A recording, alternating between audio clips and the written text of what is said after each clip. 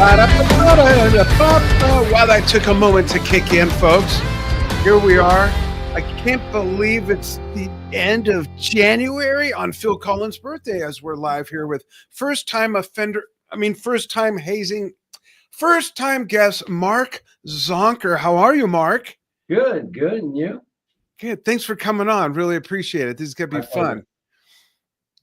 You've been around for a bit. And you've played some really neat music and some really neat bands that we'll talk about. A to Z, Warlord, and Fate's Warning. We got a couple different Fate's Warning videos we're going to show. One of them has this groove that I just dig. But boys and girls, hang on a moment.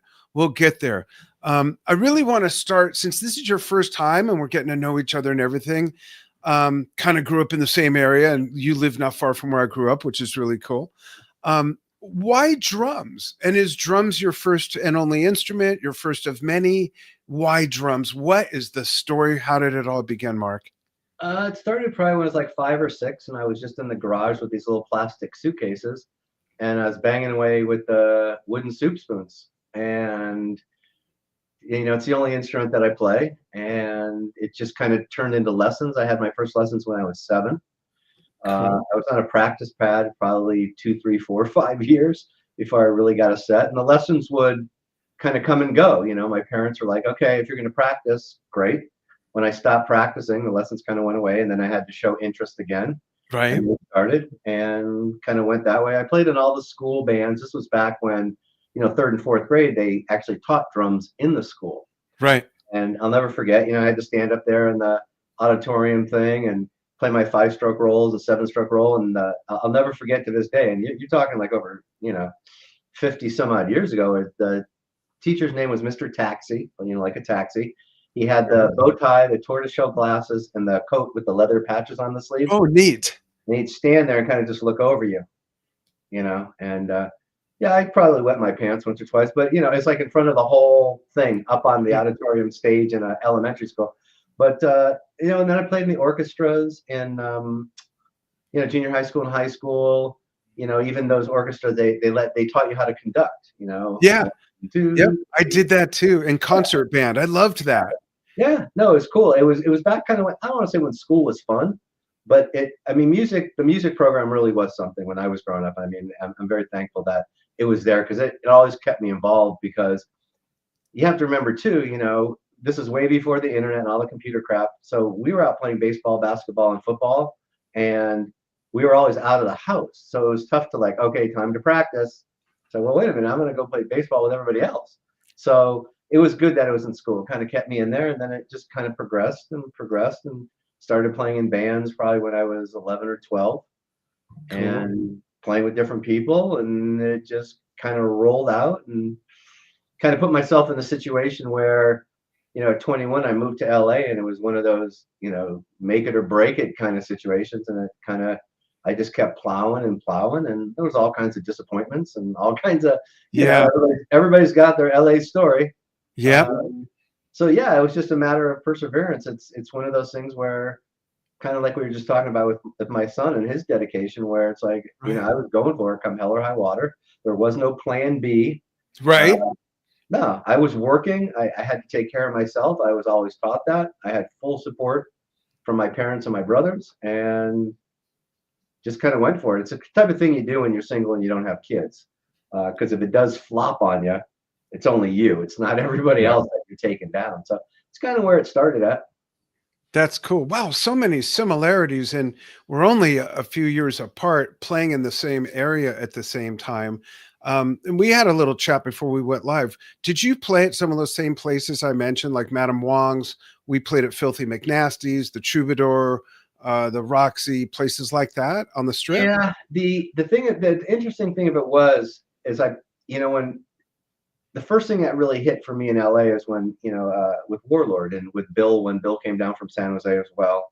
But we weren't out playing any gigs at that point. We didn't really have a solid singer. We were doing records, but we just didn't have the lineup of the singer to go play live. But after that all kind of went, I was playing with the people from Animotion, Charles and Astrid. And yes, I played Madame Wong's. Cool. The Roxy, I played with a bunch of friends of mine that it was an all-black band except for me. and I never laughed so hard in my whole life. And I'm still in touch with these guys like on a daily basis. Oh, that's great. Band wasn't going anywhere, mind you. It's like, but it was a good time. It was fun. We laughed our asses off. Never played the Troubadour. Never played. Well, I played the Whiskey with Fate's Warning a couple of times. Did you ever play Filthy McNasties in North Hollywood, like Lancashire and that's Ventura FM Boulevard? Station, though, isn't it? Yeah, Station. Yeah. No, been there, but never played there. What's funny is I lived like really Warlord Manor was like right around the corner from there. So oh, really? It's the only place I ever played where actually bras were thrown up on the stage, and we were a progressive band. Like, does that make any sense at all? I think that's what that place was known for. Right now, I think it's a strip club or something. I don't know what it is right now. Yeah, but that area looks like like a war zone hit it these days. And it's terrible. It's horrible. Yeah. No, not a lot. Oh, did play the Palace. Played the Palace with Fate's Warning. That was a beautiful place. Yes. We were playing with Sabotage there. Oh, yeah, I remember them. Not a lot of LA kind of, it wasn't really an LA thing. It was always like with Fate's Warning, it was always like up and out, it was tours. When I played with Graham Bonnet, we did one or two kind of LA things, but a lot of that was overseas as well. A lot of the bands that I play in are a lot more popular in that style of music, overseas. Yeah. Here. So, even though Warlord is playing Hell's Heroes in Houston, which is a big festival in March. So, oh, wow. Yeah, but I never really got caught into that kind of thing. All those bands were trying to do different things. We were lucky enough to be, doing actual records and stuff like that, Metal Blade and so on and so forth. And that's cool. Didn't really spend much time doing that. How about influences? Who were some of your first bigger influences on the drums? And bands that you really fell in love with? I know this is going to sound funny, but it wasn't really a drum thing, but I was raised Motown, Tijuana Brass. I mean, I remember to this day going over and over the soundtrack for West Side Story. Nice. That's Fifth great. Dimension. My parents were definitely not hippies. My dad was a chemical engineer and, typical scientist with the glasses and the whole 9 yards. But the music that was always being played, and I was born in Detroit, and my parents lived in Detroit, obviously, and that was a big influence. It was more about songs. It was more about catchy hooks. Believe it or not, one of the best records I'd never forget my dad buying was the Monkees' first record. I have all the Monkees records. Yeah, I mean, it wasn't the Monkees; it was Boyce and Hart and whoever else was writing it. But Hal Blaine. Yeah, exactly. But all those songs, they're just great songs. I'm more of a song guy than a mechanical gymnastic drummer kind of guy. It's got to be in the pocket. It's got to be in the pocket. It could be a funky pocket, but that kind of music, and I just kind of grew up with that. The first guy that I just completely ripped off and just totally ripped off was Ensley Dunbar. Oh, when he was with Journey in the early days? When they were Prague. Yeah, oh yeah, we lived in the Bay. We lived in San Jose. They were a San Francisco band. We'd go see them all the time in like really small clubs. And I'll never forget the old Waldorf, probably about 250 people. I'm probably about 15 feet away. Neil Sean's got the afro like this and the bottoms, and it's amazing. But Greg Rowley with the B3. Yeah. Oh no, Greg. Oh no, it was intense. But Ensley Dunbar was the first guy that I ever saw put a china upside down. He was the first guy that actually had like stars and moons painted on his kit, like all that thing took off. Yeah. And he was one of the first guys that I saw play traditional grip and just really like tear it up, not jazz it up and get cute. I mean, just tear it up. Plus, the dude I think is like 6'3", so I mean, he's a big guy. But I just sat there in amazement. I was just like, oh my god, the thing I stole from him, and if I had to, I'd write him a check, is the use of the hi-hat with my foot. I noticed those two things about your playing. It's interesting that now you've answered the question I didn't need to ask. And I was going to show a video in a moment. My first thing when I first saw you play was, wow, he's playing hard rock / metal and he's playing traditional grip. Not many drummers play like that. Todd Zuckerman, of course, of Styx. There's Steve Smith. There's a few people, Ainsley. So that's interesting and great hi-hat work. This first video I want to show, I hope I'm picking the right one. I think it has just such a funky groove. So I'm going to show this. And people who follow Drum Talk TV, some of them have seen proof that I had hair, beautiful hair. Now they're going to see proof that you did as well. Check this out, folks. I think we all.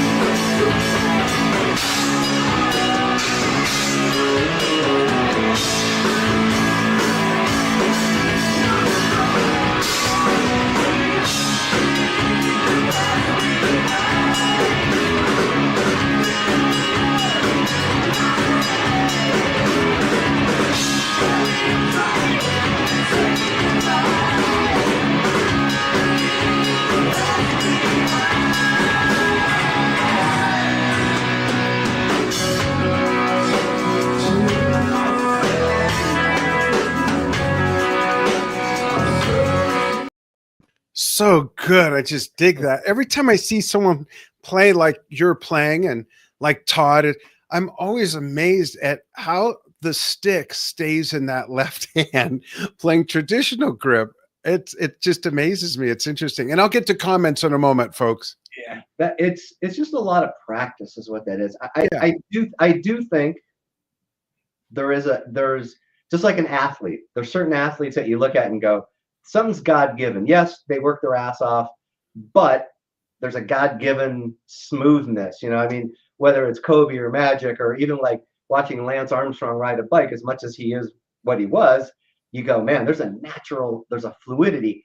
Yeah. Some guys, you know, they just kind of have it. I don't know if it's practice, they are taught the right way, whatever. And there's other guys that really don't and never will. You know, there's very famous people that you kind of go, that's one ugly looking left hand, you know, just nice, you know.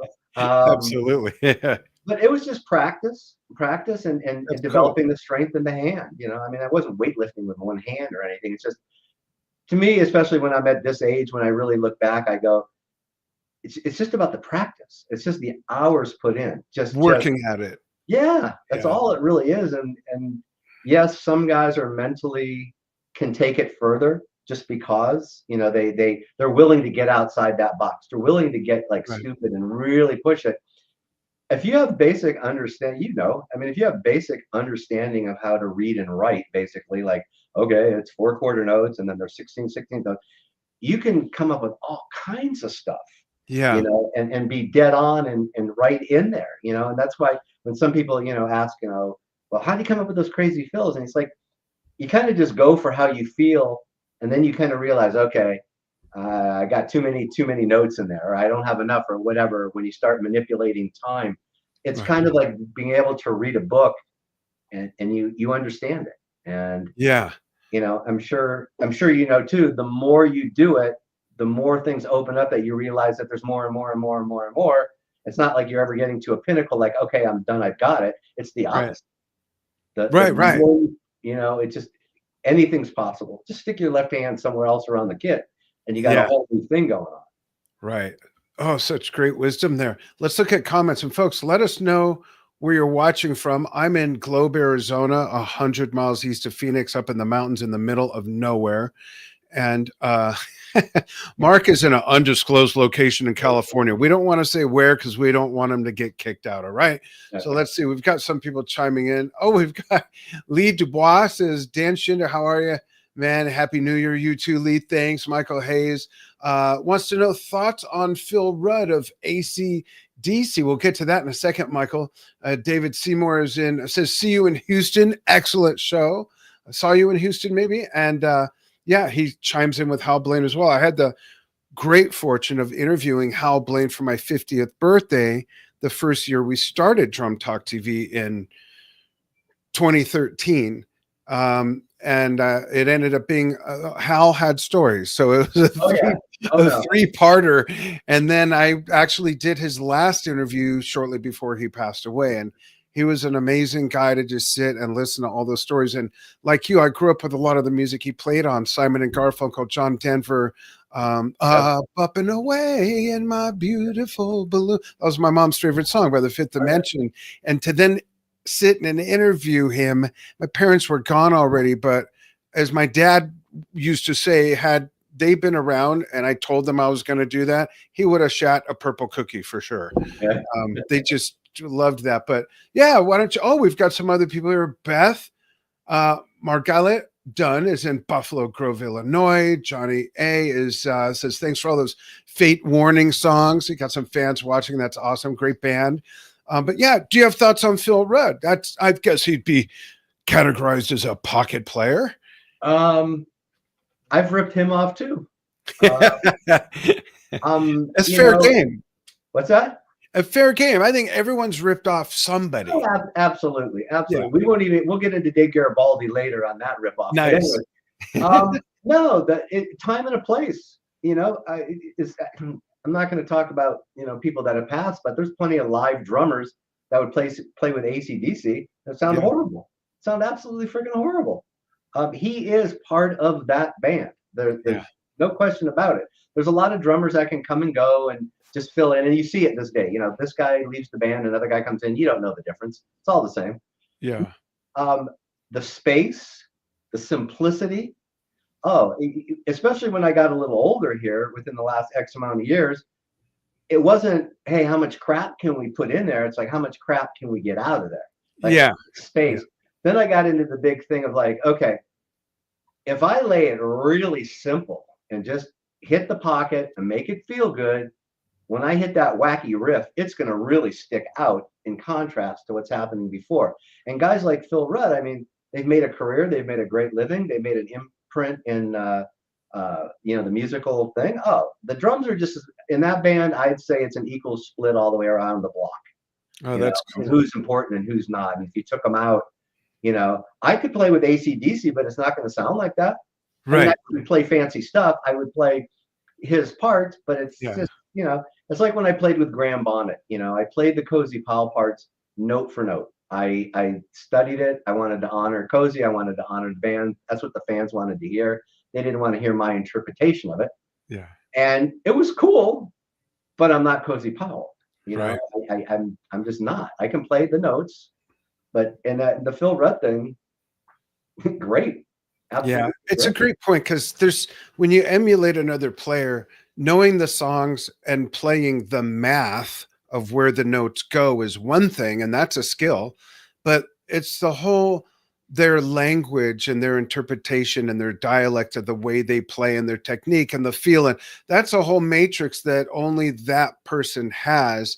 And we can only do our best to, like you say, honor it and play it as best we can our way. And it's one of the many reasons why Led Zeppelin did not replace John Bonham. They also had that telepathy on being able to just color way outside the lines and place the same song differently every night without screwing it up, and just know where each other was going. And that's something you can't always replace that. And it wouldn't have been the same thing. So it's kind of the same equation. So there's your answer, Michael. But I think what you're talking about real quick, what that is the human part of it, because you're different than I am. I'm different than Phil Rudd is, and so on and so forth.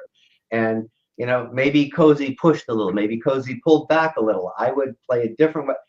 Yeah. That's just the beauty of a drummer as compared to a drum machine, that kind of thing. Absolutely. I want to talk about A to Z and Warlord, but before we do, I want to give everybody a treat and show one more video of Fate's Warning. Check this out, folks.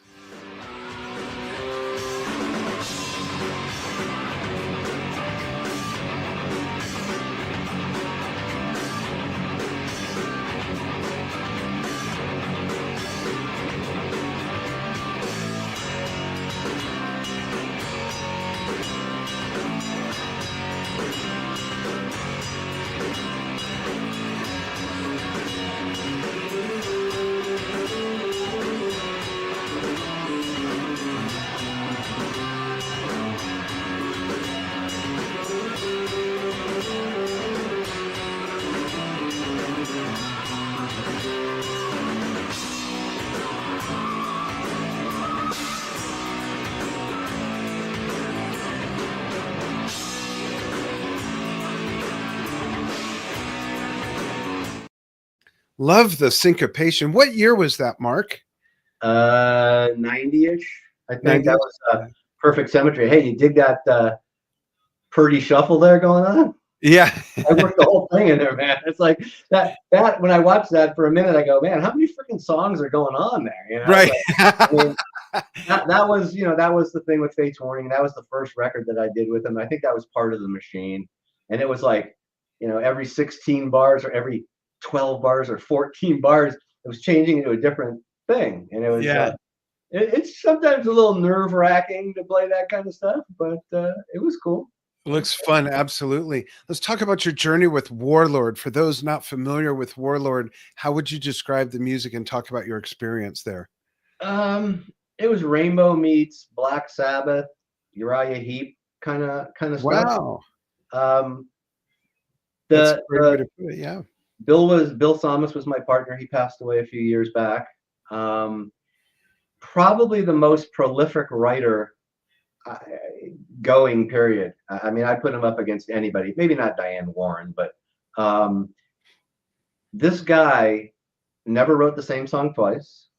Not even close. I mean, picture this in San Jose, 1976.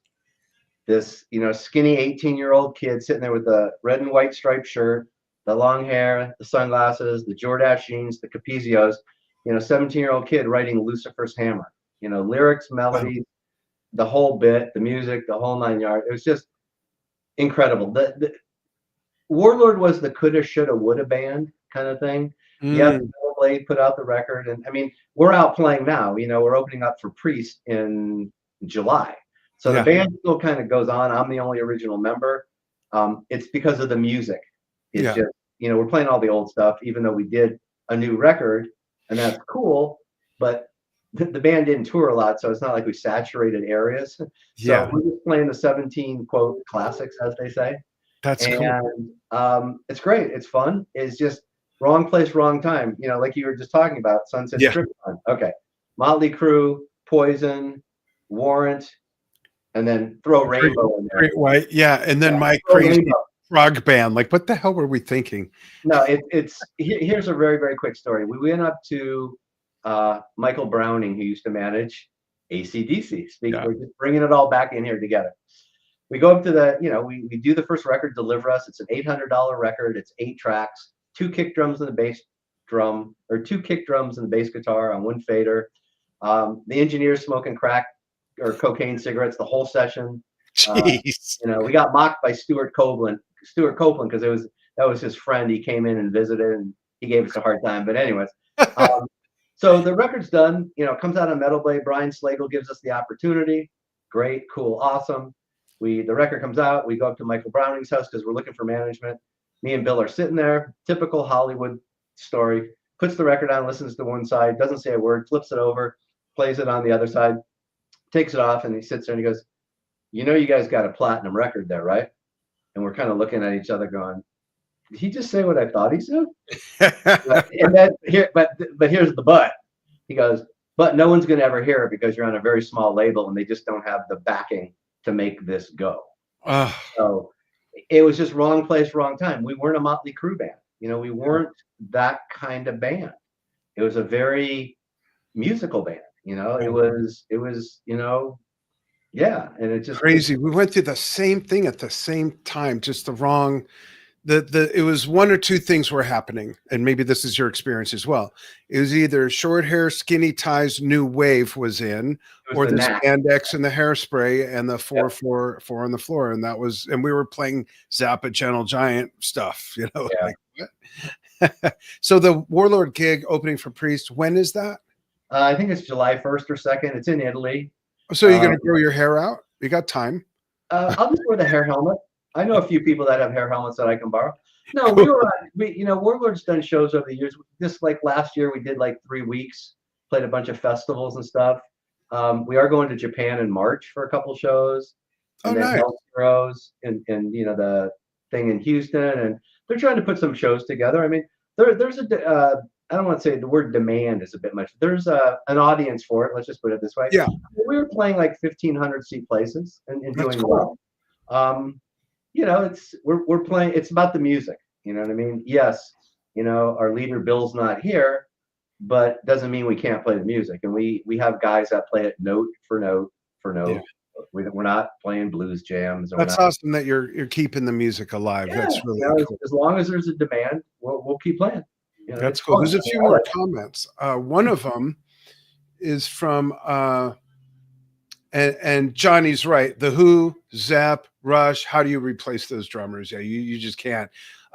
There's always some troll that chimes in. This character named Lou just kidding. Lou Calderola, great friend who also co-hosts a show with me on Drum Talk TV called Under the Influence. Lou says, finally getting to catch a live one I was looking forward to. Love Mark's work. Opened for him and Fates on a few runs back with Soundscape, watching from New York. And then Lou says Mark's work with FW took that band from awesome to absolutely otherworldly. Highest respect and admire his style. That's very high praise from a guy who I will tell you, Mark, is a really great drummer. Lou is in the longest standing Rush tribute band sitting, in his case, he's the drummer.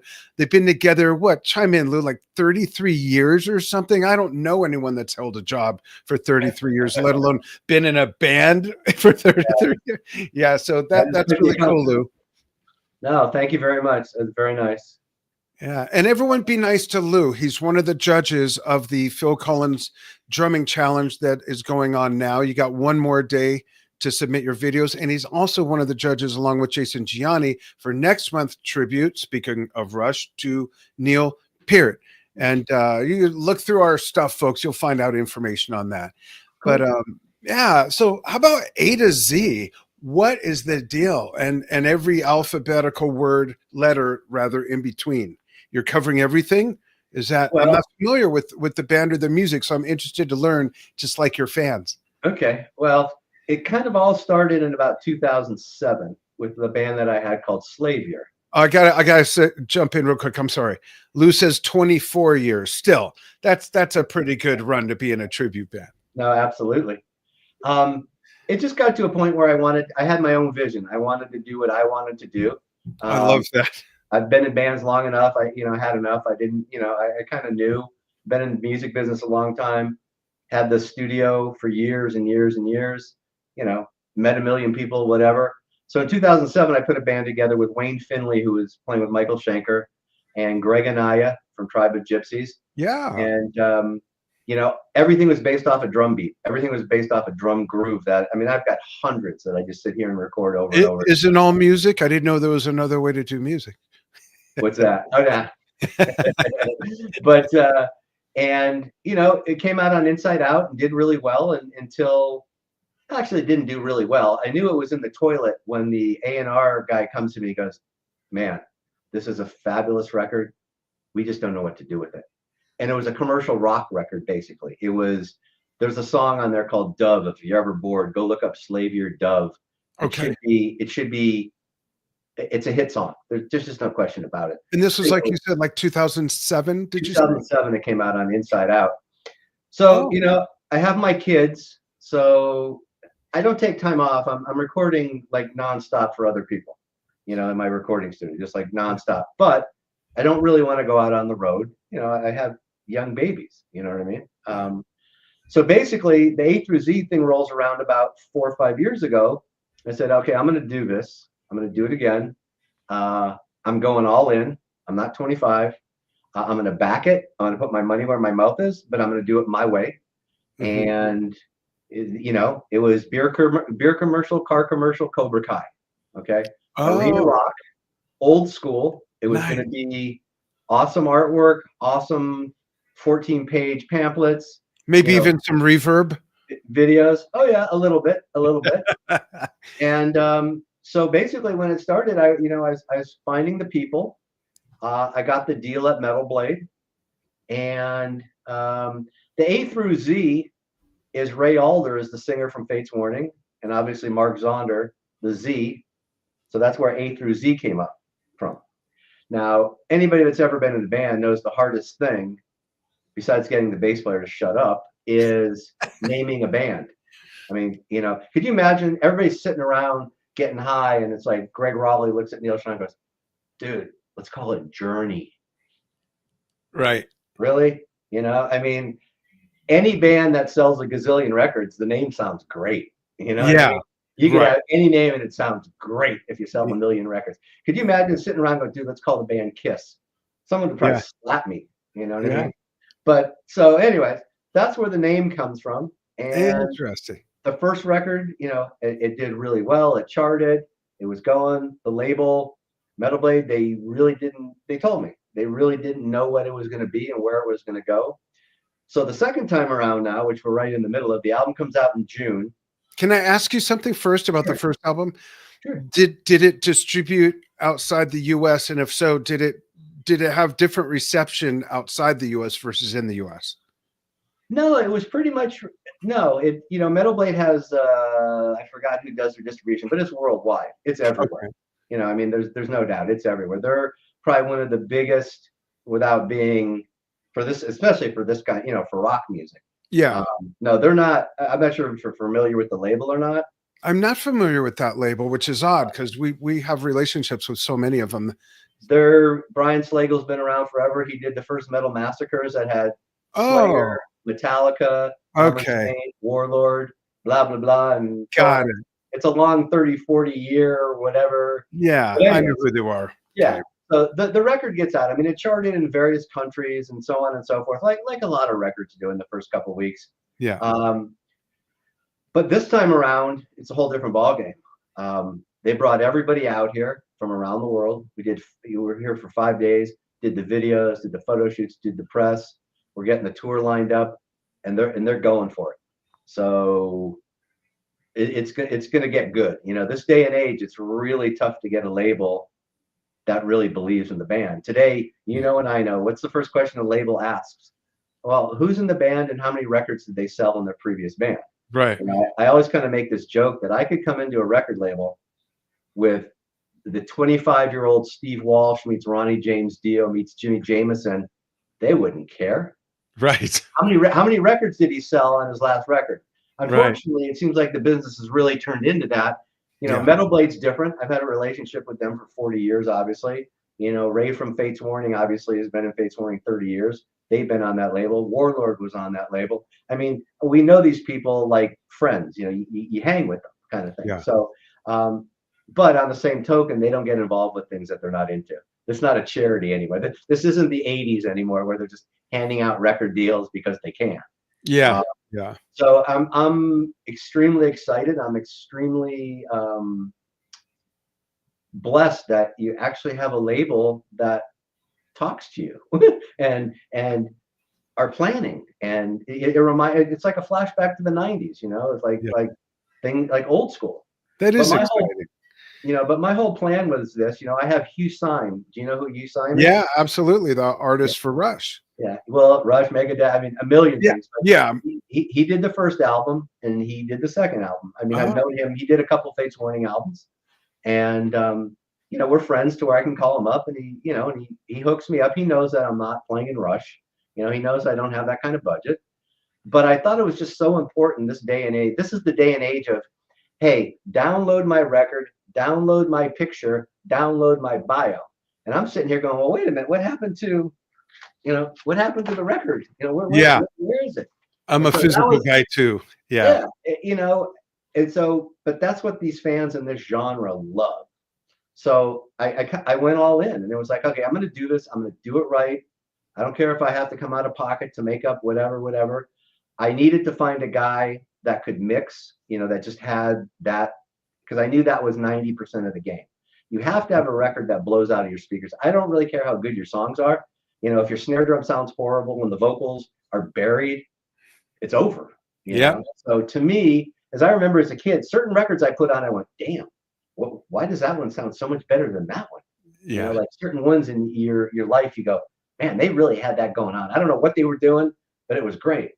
So just doing that old school thing, doing all the press, doing the videos. I mean, on the first record, we did a video for every song. Now, granted, they weren't Steven Spielberg productions necessarily after the first couple that the label took care of, but it was about, you know, for an older guy, I understand the whole marketing thing. I understand if pushing it and content. And we did like 35 different things of like, hey, what was your favorite gig? You know, what don't you like about this, or the 5 things you don't know about Ray Alder, or whatever. Right. It's just, bands today can promote. And what's so funny is I hear so many bands talk about, man, back in the day, you know, the label, you know, we do the record and the label would take care of it. Well, the bad side to that is if the label thought it was a tanker, your record could come out and you're done in 2 weeks. Over. Yeah. We're not spending another dime. Hey, if you guys want to go out on tour, figure it out yourself. Today, hopefully you have that backing, but at the same time, you can generate stuff on your own. Yeah. You know, and to me, that's an advantage, not a disadvantage. But going back to the record, it's just old school. Do all those things. You know, the artwork. You know, the videos. You know, getting overly creative with the label in the middle of the album. You know, or the CD. Not just having a CD that's silver. I mean, it would be nice if it said CBS across the top, or or Geffen or whatever. But yeah, just being creative with that. You know, yeah. so making you stand out from everybody else. Yeah. It's That's great. I Sounds like an exciting project. Yeah, no, it's going, and it's having all the guys out together, because one's in Spain, one's in Italy, you know, that kind of thing, and a couple are here, and actually one's in Bisbee, and there was a vibe going on. And as much as they were videos and I was playing, you know, drums that were stuffed, you could feel it. You know, it was intense, and the guys just got along. And I mean, it was like, because some guys never met each other, obviously. I mean, Yeah. I knew everybody, but certain guys didn't know each other. You know, they just recorded the record and stuff. So, But the chemistry was there. oh yeah, you know what it is? Great. It's just pro. When you have Yeah. pro, mature, you can be a pro and still be kind of a dickhead. Oh But, yeah. you know, pro, but just understanding the situation. You know, and like all these guys mature. and communication. You know, Yeah. just the communication is very important. That's great. Thanks for sharing all that. Someone has a note to you. I'm going to put on screen, watching on YouTube. I hope I pronounce your last name correctly. Ronnie Siago. Mark. I know Ronnie. Way back. Great interview. Thanks for chiming in, Ronnie. Long time. Appreciate that. Yeah, no, absolutely. Awesome. So I have one last question for now, because we'll have you on again. Yeah. My last question, this is what we call the Mark Zonder Fun Fact segment. So my question is, I know you stay real busy, but in those very narrow slivers of time when you're not doing anything musically related and you're awake, what do you like to do when you're completely outside of music? Is there something you collect? Is there somewhere you'd like to go? Is there an activity? Or well, you know, raising kids was fun. they're both at that point where they're kind of like, you know, they're 18. You know, my son's in New York and my daughter's here, but she's not here right now because she's going to a concert down at the Orpheum or wherever. She's going to see somebody. cool. She's working and going to school, and she's tearing it up. I've always been big into the gym. I go to the gym every morning. Nice. I've always been big into cycling. But it has to be warm. I'm not a cold guy, man. I'm sorry. That's my thing. But working out and staying in shape, because I always knew, you know, I was never into drugs. You know, I never did any of that, and you know, I just wasn't raised that way. Am I a saint? Am I a saint? No, but at the same time, I kind of knew where the line was. Yeah. Never even to get close to it. But I just knew from a very young age that this is kind of my thing, you know, and I knew I had to be in shape to continue that on. You just can't be, you know, 350 pounds, smoking cigarettes, eating cheeseburgers, and think you're going to tear it up on a nightly basis. Right. Absolutely. You know? And it was kind of interesting because there's talk about an A through Z and Warlord tour. And oh, wow. The promoter asked me flat out, he goes, "Do you think you could play both things?" And I said, "Yeah, oh, absolutely." And it kind of went back to this thing. Every drum tech I've ever had has always told me, he goes, "You know, as the set goes on, you get stronger. You don't get weaker. You get stronger as you get going." I like to, you know, attribute it to, you know, clean living maybe, but no, it's you play every day. It's kind of what you do. It's kind of like the basketball player that plays all the time. You get him in the game, it's no big deal. You know, he does Right. it all day long. You know. Yeah, and everything you said about, you know, the fitness and staying in shape, the older we get, I have found it is so much more, even much more important the older we get to really take care of ourselves and stay Absolutely. physically fit. Yeah. Oh no, you have to this day and age. I mean, there's so much going on. I mean, a lot of it has to do, you know, with what you eat and how much you eat. The exercise is a big thing. You know, are you technically abusing your body, or are you just getting older? You know, Yeah. it happens. You know what I mean? It just, you get Yeah. older. Yeah. Um, It's not going to stay the same. It's going to do exactly what you said, one or the other. It doesn't stay the same. no, no, no, absolutely. So that, you know, that kind of thing. It kind of really all revolves around the drums and the studio and music and those kind of things. I mean, that's what really, you know, gets me going per se. You know, just sitting down and playing, you're putting on a click at a certain thing and That's recording key. like ideas and then listening back and changing it and playing around. And, you know, because a lot of these songs are based on drum ideas, you Right. know, and not Phil Rudd style drum ideas, mind you. Right. But Yeah. the syncopation and stuff like what we saw, those grooves and everything. Yeah, that kind of thing. I mean, those kind of things sometimes are very tough to shove into a song. But if a guitar player or keyboard player gets that groove and writes to it, you're home free. You Yeah. know, you definitely, then you're good. You know, Yeah. then there it is. They're playing to you. You're not playing to them. Right. And you have your own sound by doing that too. Oh, absolutely, Yeah. absolutely. Well, awesome.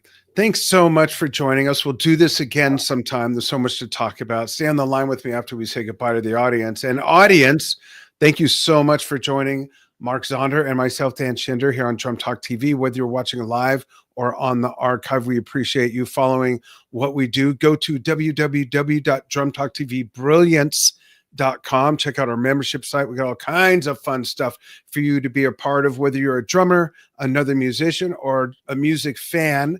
Check it out.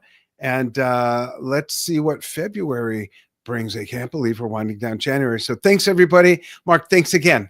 My pleasure. Thank you for your time. Absolutely. Thanks, everyone. And the button won't press. Well, that's interesting. It won't disconnect. Well, that's interesting. Steve, what's going on here? Steve, disconnect us. The button is flashing and disappearing. So folks get a little bit of bonus blooper footage here while we're live. This is really weird. I've never seen it do this. Well, I'll refresh the screen. That'll turn it off. And Mark, I'll pop you an email in the next day or two. Let's connect. Awesome. All right. Thanks, Thank you. everybody. Bye-bye. Take care. You too. Thanks.